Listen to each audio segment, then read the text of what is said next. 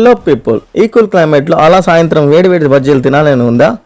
అయితే ఇంకెందుకు ఆలస్యం, వెళ్దాం పదండి. ఈ ప్లేస్ వచ్చేసరికి మన current office center BV Nagar gate వెళ్లే రోడ్లో.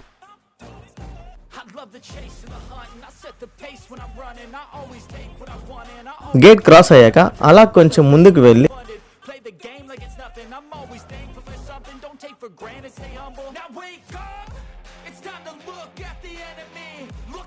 సర్కిల్ నుంచి రైట్ తీసుకోండి.